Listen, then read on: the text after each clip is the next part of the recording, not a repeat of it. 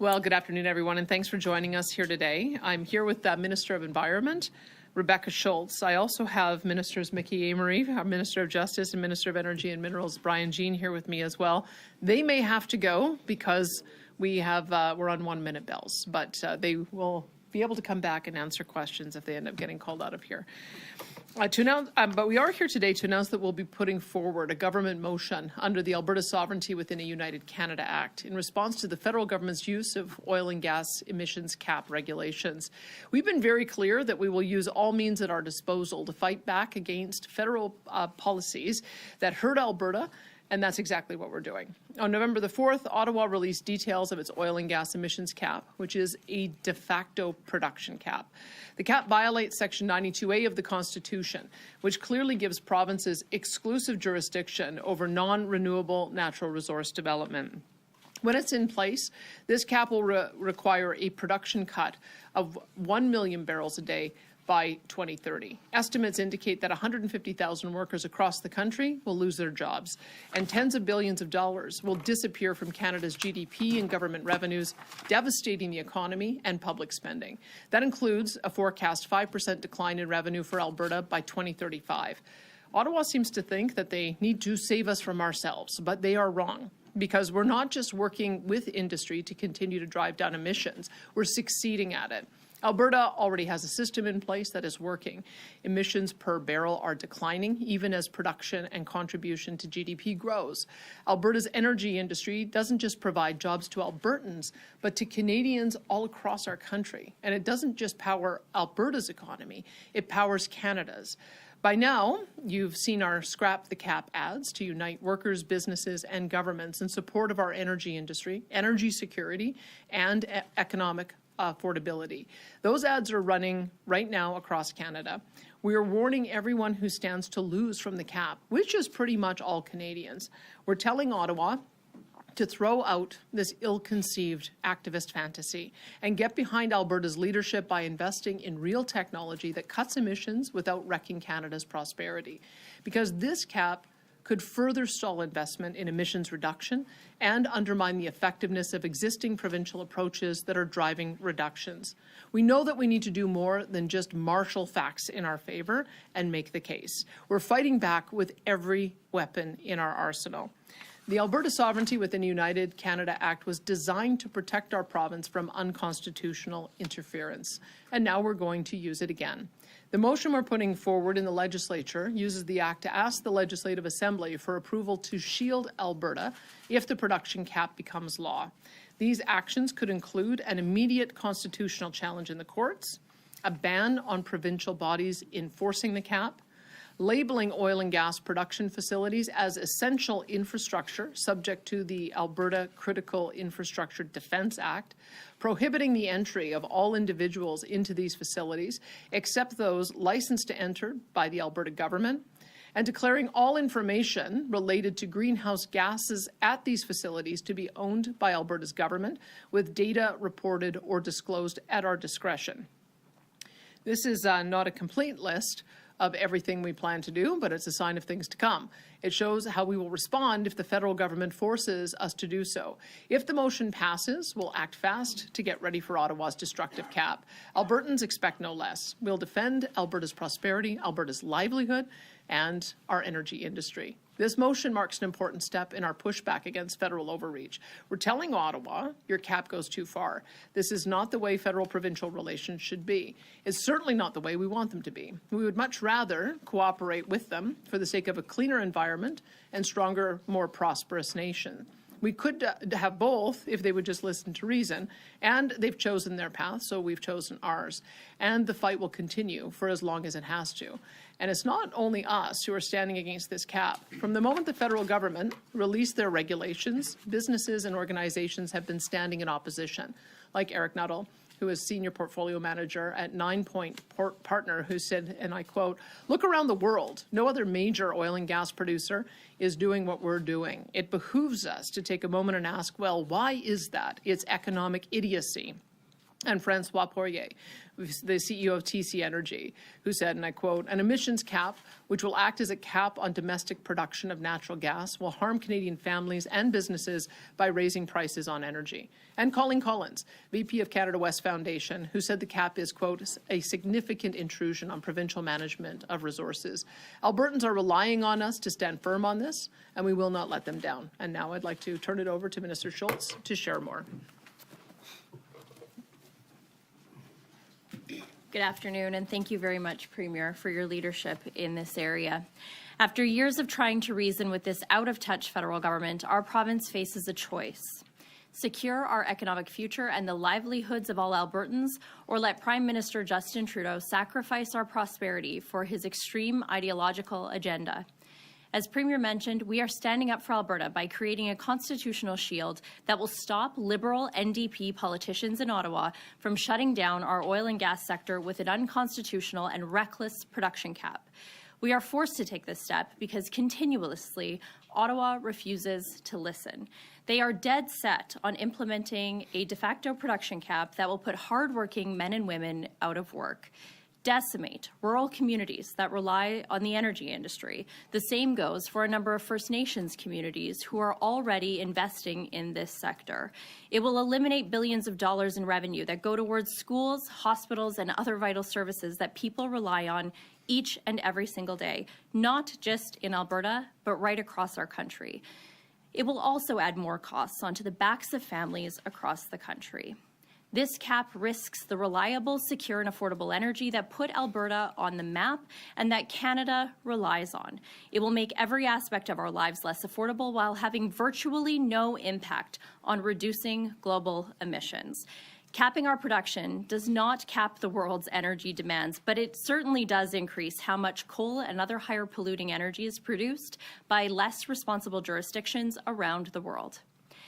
3 different reports, as you all know, from internationally recognized reputable firms have shown that this cap is bad for businesses, bad for families, and bad for our economy. And it's not just them sounding the alarm. The Business Council of Canada has said that the cap will, quote, only make Canadians poorer, while the Calgary Chamber of Commerce says it would, quote, create more uncertainty, stifle investments, and ultimately leave Canada further behind.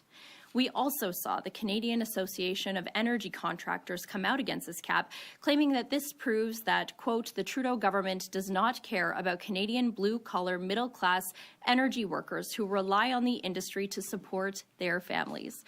Prime Minister Justin Trudeau, who has never struggled to pay his bills or put food on the table, has been telling Canadians and Albertans that they ought to prioritize Minister Stephen Guilbeault's green agenda over feeding their families or paying their rent. The federal government should not be willing to undercut Alberta's economy just because we don't vote for them. They seem to just be trying to placate their eco-activist base in Ottawa as they collapse in the polls. They are chasing headlines and sound bites while playing politics once again with people's livelihoods. This is unacceptable. We voiced these concerns to Ottawa many, many times, only to be dismissed and ignored. We will not be sidelined or silenced. Our Premier's leadership on this has been second to none. We will defend our province and the livelihoods of all our people. This constitutional shield will help protect our economy, the jobs of Albertans, and ensure that provincial jurisdiction is respected, not ignored. That's why we're here today. This motion sets Alberta up to challenge this cap in the courts while preventing its enforcement in our province. Yes, these actions are bold, but I believe they're necessary, and we will be exploring the most effective ways to implement each one of them. But make no mistake, we will do whatever it takes to protect Alberta's prosperity and our future. Thank you very much.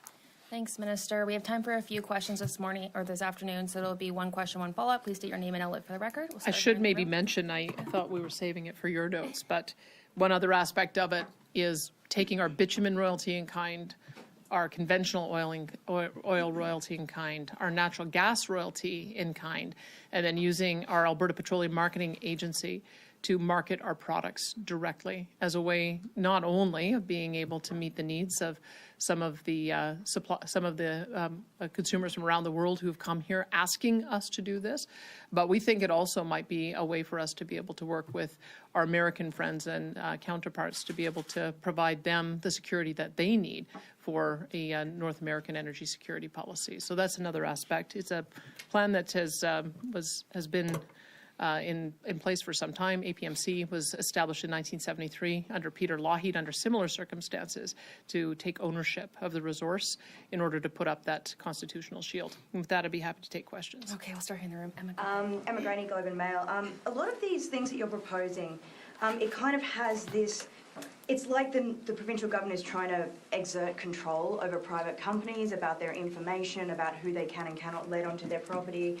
The company data, you guys want to control that as well. How do you think that that actually meshes with, A, the UCP being pro-business and allowing businesses to do what, they like, and also international laws and reporting requirements that businesses have to tell shareholders, like GHG emissions, for example? Well, I would say that the federal government forced us into this. They've made it impossible for private sector companies to be in compliance with the law without running afoul of C-59. If they even tout what their emissions reduction successes are, they could be found criminally responsible. And so they actually created the situation where we have to find a way to be able to do reporting on our emissions reduction because they have given a carve-out to the province. So that would be number one. We're responding to Bill C-59, which prevents the companies from talking about their environmental records. But number two, most Albertans know that they own the resource. It is owned by the government of Alberta, and it is stewarded on their behalf by us. We hire companies to partner with us to develop our resource for the benefit of Albertans, and in return, they pay royalties and other fees for the mutual benefit of doing so. So as our contractor, we will make it a condition of their license that they report their emissions data to us as the owner, and then we will share it in a way that's compliant with the law. And then when you're talking about the in-kind kind of clause in this whole thing, when you're talking about basically purchasing and selling oil through the government, is that correct? Correct, yes. And why would you do that, though? Why would you force companies to take their oil off the open market? Well, I can tell you a couple of reasons why. So, for instance, we know that the Americans have a strategic petroleum reserve that has been depleted. They need some of our heavy oil for that.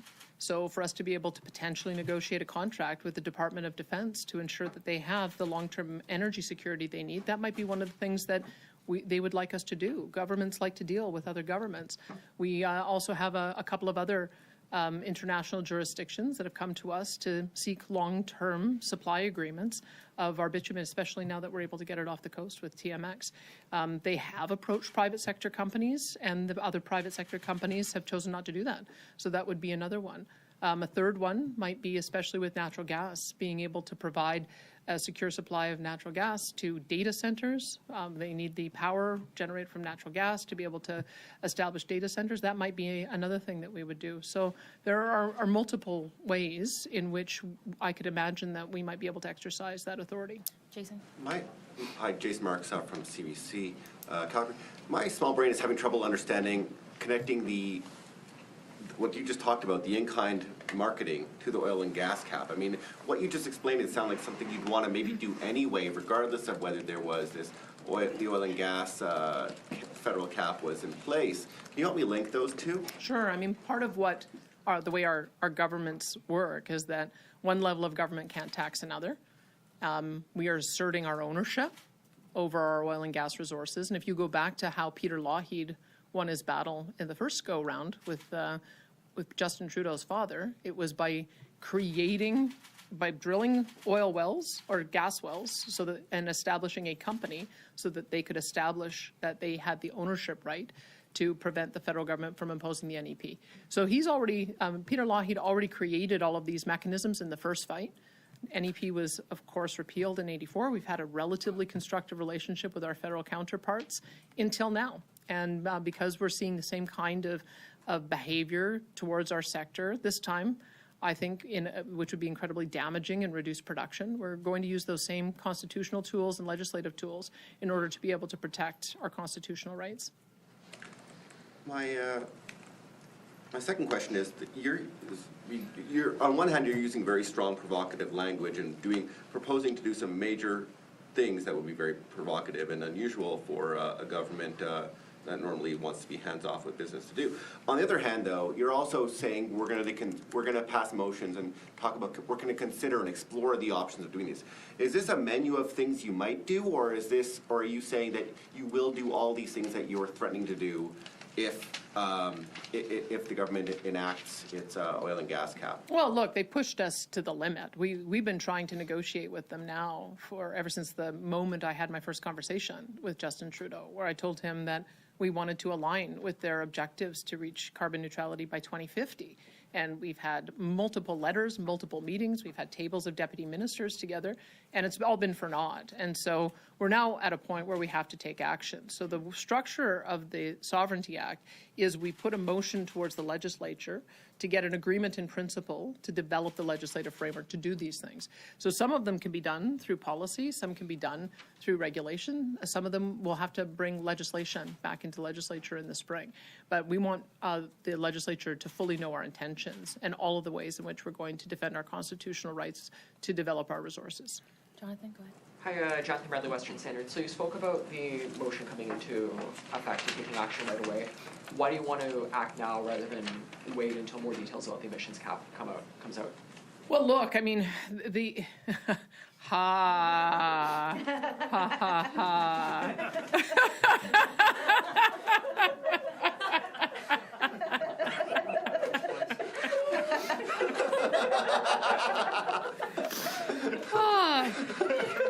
Inside joke from the press gallery last night. All right. Let me start that another way. So, tell me your question again. My apologies. I just got it now.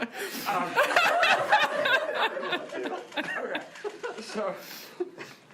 So you're talking about wanting to take action with the motion now rather than wait until more details come out about the emission. The emissions cap has been in place pretty much in this design from the moment that, even before I became Premier and before Minister Schultz became Environment Minister, Whitney Isaac was writing letters to Guilbeault to say the approach that you're proposing will not work. And so this has been out there floating around for a couple of years. We've been advocating and working with them to see if we could find some way of finding some common ground.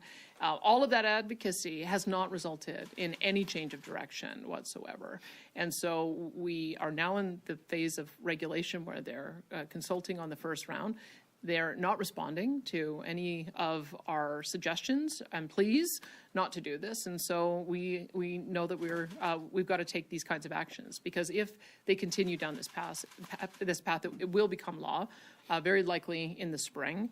And we want to be ready for all of the measures that we're going to take when that comes down. So one of the ideas you mentioned in the proposal was to ensure that no provincial entity participates in the enforcement or implementation of the federal cap. How will you ensure that all of those entities comply with that component should you move forward on it? Provincial entities get their power from provincial legislation. That's the key. I mean, the way our Constitution works is the federal government has their areas of jurisdiction and their agencies that are empowered by legislation passed in the Parliament. We have a number of different entities that get their power by legislation that is passed in our provincial legislature. So the entities would be a provincial public agency, a Crown-controlled organization, an entity that carries out a power or duty of function under the provincial government, an entity that receives a grant or other public funds from the provincial government that is contingent on the provision of a public service, a regional health authority, a public post-secondary institution, a school board, a municipality, a municipal or regional police service, or any other similar provincially regulated entity set out in the legislature. When it comes to the approach that we're taking with our energy companies who are developing the resource on our behalf, we will just make the emissions reporting data subject to the licensing agreement, as well as all of the access provisions. We'll make that subject to the licensing agreement as well. We have time for one more in person, then we're going to go to the phone. So, Janet. Why would you propose as a solution marketing and selling oil to the U.S. on a day that Trump has said he wants to put 25% tariffs on oil and gas products? Look, I can't believe I keep saying that. You guys really caught me on that one. It's like a word whisker. I was in Toastmasters too, and that was the thing that they would always count. They never caught that one. They have to go do some voting. I would say I'm trying to find examples of how we might be able to use this authority, and I've been using this example as I've been presenting this to my cabinet, my caucus, and my colleagues. I wasn't anticipating the result that we've seen over the last couple of days. I don't think anyone was. In fact, I think that our strongest argument in approaching the United States is to talk to them about energy security and energy affordability. So we have always imagined that with an emissions cap, we would likely have to start negotiating directly with our American counterparts on getting more egress, getting more pipelines, getting pipelines expanded. That has been an ongoing discussion for many months, and it just so happens that it coincides with the decision that the Trump administration announced yesterday. My view on that is that we've got to take the Trump administration literally when they say our problem is immigration, our problem is the fentanyl coming across the borders, our problem is you're not meeting your 2% NATO target, our problem is we don't want your country to be a backdoor for China to be able to get tariff-free products into our market. Those are the things we have to solve. And I look at those as different issues. The Americans will still need our secure supply of energy. One of the other things the Trump administration has campaigned on is reducing the cost for these kinds of products to their consumers. And we think we're a solution. So we're hopeful that we'll be able to work with our counterparts at the provincial level by leading with energy, leading with what we can do. But it does require the federal government to not have a double-minded approach when they go to the table. You can't go to the Americans and say, hey, look, we're your solution for energy security and affordability, but we're putting a cap on production in Canada. They've got to drop the production cap if we're going to have a meaningful and reasonable negotiation with the Trump administration. So on tariffs, obviously this meeting tomorrow, we've got a senior government source, federal government source, saying it's not helpful for premiers like yourself and Doug Ford to agree in public that there are concerns about the border, that Canada has to present a unified front. So what is it that you want? Is it you want your own trade relationship with the U.S., or how committed are you instead to having this unified front that other jurisdictions seem to want tomorrow? Well, I think the provinces will have a unified front. I think that the provinces have been raising for some time their concern that the actions of this government were wrecking our relationship with the United States and wrecking our trade relationship. You may recall when we got together in July, we stood together and said we wanted the federal government to meet its 2% NATO target because we feared that if they didn't do that, that we would see retaliation on the trade front. So the premiers have been alive to this for some time. And I think now we've just received a little bit more clarity about a couple of the other pressure points. And those are pressure points we've been raising for some months. The 1.8 million people were brought in last year in 2023. We began to see that the number of newcomers coming to Alberta was outpacing our ability to keep up, whether it was with home construction or school construction or getting family doctors. We've been asking the federal government to get a handle on this. We also have been fighting the fentanyl addiction crisis for years. We've been building on our entire recovery model so that we can deal with the addiction side of things, but also building specialty sheriff units so that we could attack this with our drug teams that are shutting down drug houses, with our special teams that have been doing fugitive apprehension. We've got additional teams that we've promised for fentanyl and for border control. There's a reason why we've raised these issues for the last number of years, is because we see that it's a problem. Now the Americans are seeing it's a problem too. So how about we work together to jointly solve a problem that is impacting both Canadians and Americans, and then get back to talking about trade. We have time for a couple more questions, so we're going to go to the phones. Operator, first caller, please.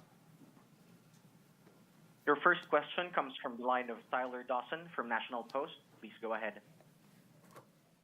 Thanks for taking my question. I just wanted to ask, Section 2B of the legislation, I think, does not allow for a Sovereignty Act motion or legislation to put other institutions in violation of federal law. Does this not put on the data sharing thing specifically, does this not put oil companies in a position of violating potential future federal law? We don't believe so. We, as the owner of the resource, our intention would be to publicly report those emissions. As I mentioned before, the problem is that I don't believe that with the current Bill C-59 that our companies can accurately report their emissions without potentially facing some kind of sanction for it. So if they report to us and then we're able to report publicly in aggregate how we're doing on emissions, and then talk about how it's going down, which we know it will as energy intensity and emissions intensity goes down. We believe that we'll be in compliance. We'll be reporting that on behalf of those who are producing the resource on our behalf. And my follow-up question is, apologies to the other reporters who maybe understand this better than I do, so I'm taking up time with a stupid question, but the in-kind thing that you were talking about, does that involve buying oil with tax dollars? Well, when an energy company produces their product, they have a range of royalties that they own us depending on the market price and the productivity of the well. So we've got a very complicated royalty framework for that. And so normally they would pay us cash. They could also pay us the equivalent amount in barrels or in 1,000 cubic feet. And then we would pledge those barrels or cubic feet of gas to a consumer who would buy it. So what we would be looking to do would be to line up those contracts and then be able to provide it. Maybe we'll go to Germany. I know that the federal government didn't think that there was a business case to export LNG. We disagree. Maybe we'd go to Japan. Again, I think the federal government said there wasn't a case to export LNG. We disagree. And so because the federal government has done a very poor job of creating those market opportunities for us, we've watched that time and time again, we believe that we have the opportunity to do that. We've got the expertise with an entity that's been in operation since 1973, and we're looking forward to seeing some of those deals come together. Operator, next caller, please. Next question is from the line of Chris Darko from the Calgary Herald. Please go ahead. Hi, Premier. Hi, Premier. Just going back to the issue of reporting on greenhouse gas emissions. Specifically, why would Alberta declare that all disclosed information related to GHG emissions be exclusively owned by the province of Alberta? Specifically, how does that help Alberta in the fight against the emissions gap? I think what we're anticipating seeing is the federal government be punitive with individual companies on their emissions cap proposals. And we don't want any individual company to face any kind of sanction from the federal government when they're developing the resource on behalf of us, the people who own it. And so we look at our energy companies as partner in our development of our resources, and we accept that we want to see emissions go down. But remember, our strategy to reducing emissions and getting to carbon neutrality also looks at offsets. It looks at what if we were to reduce with our export of LNG the expansion of coal internationally, how would that offset emissions and getting credit for it? I mean, this is an argument that Shell just successfully made when they won a recent court challenge against them on the development of their product. The court said, well, if you didn't have these products, you'd have more coal, which means you'd have more emissions. Those are some of the arguments that we're making. And so if we are able to have a collective number for what our industry produces, and we have ways of offsetting that to get to neutrality, then we're going to be able to meet the objective. But what we don't want is individual companies being fearful of expanding production because of an arbitrary and unachievable cap that the federal government is bringing in. So that's our approach. Is we firmly believe that the companies should look at this and thank us for being willing to protect them from federal government overreach. They should be thankful that what we're trying to do is expand our production, out of which they will be a partner and beneficiary of that. So we're anticipating that this should be welcome by the energy sector. Chris, do you have a follow-up? Just to follow up. The federal rules under the Canadian Environmental Protection Act currently require large emitters, like oil sands operators, to report to Ottawa annually on their GHG emissions. So I guess what would you tell these oil and gas companies to do with your new proposal? Because it sounds like you're suggesting that they would simply ignore the federal regulations. We'd expect them to report to us, and then we'll report on their behalf. That'll be a condition of their license. And the information will be reported. It'll just be reported through us. Great. We have time for one more question, so operator, last caller, please. Your next question comes from the line of Terry Fakowski from CTV Calgary. Please go ahead. Hi, thanks for taking my question. I just wanted to return to the tariffs, if we can, for a moment. You have said that Alberta's energy industry should lead the discussions with the Trump administration with negotiations because of our close ties and reliance. However, he has pushed, self-reliance, drill, baby drill, if you will, south of the border. Do you have any concern that this is really a move away from that energy relationship? I don't, because there's a couple of things. One is my understanding of their strategic reserve is that it's a blend of the type of oil they produce as well as our heavier blends. That would be one reason, is that they would need a heavy oil product. There are very few places in the world that you can get it. I heard the current President Biden muse about getting it from Venezuela or Iran. I think I can make the argument that Canada is a much better friend to the Americans than either of those jurisdictions. And the capacity in the Gulf Coast the refining capacity has been retooled to receive heavy oil product, which is perfectly suited to receive our product. So if you look at the Americans wanting to reduce their gasoline and diesel prices, they really should be working in partnership with us to be able to do so, because we're the ones who can provide that for them. In addition, the Americans, as I understand it, their total recoverable reserves in all of the country is 20 billion barrels. Alberta's reserves, oil in place, is 1 trillion barrels, and Alberta is 200 billion of recoverable. And we're just doing a reserve report to talk about best available technology. It may be even higher than that. We've got 200 trillion cubic feet of gas, which is basically inexhaustible. We've got ample natural gas liquids, and we also have ample pore space for carbon capture. So I would say that if you're looking long-term, as I think the Americans do, there may come a time when their own production ability falls off, and they need to be looking at reliable friends and partners to be able to backfill. But I think because of our unique blend that we have to offer, I think there's still a market for it in the United States. Terry, do you have a follow-up? And my follow-up, yes, please. My follow-up question is about the First Minister's meeting tomorrow. How confident are you going in there, speaking of, leading with the energy industry, just given how big of that relationship we have with the U.S., how confident are you going in with, 13 different premiers having different priorities and not so friendly, obviously, to the energy sector in Alberta? Look, I take nothing for granted. I mean, the president-elect has been very clear. He's talking about a 25% tariff on everything. He hasn't offered any kind of exemptions because there are other things to him that are more important. And he's been clear about what those are too. It's about illegal immigration and it's about the fentanyl crisis. And so I would hope that my counterparts at the table would realize that those are the things that we've got to address, whether it's through greater border security, more 24-hour border patrols. Maybe we have drones that are at the border. Maybe we just have more law enforcement. Maybe we have a more robust policy for deportation. We need to address that issue, and we need to address the issue of fentanyl. And as Doug Ford said, we've got a joint problem. We've got fentanyl supplies coming across the border, fentanyl going back across the border. Same thing with gun smuggling. Same thing with human trafficking. These are things that we have to deal with for both Canada's and America's sake. And so I would hope that we would take the president-elect literally on what it is he wants to see addressed. We've seen this tactic before with Mexico. He really did want to see Mexico make some changes to how they were managing the flow of people across the border in return for signing the last deal.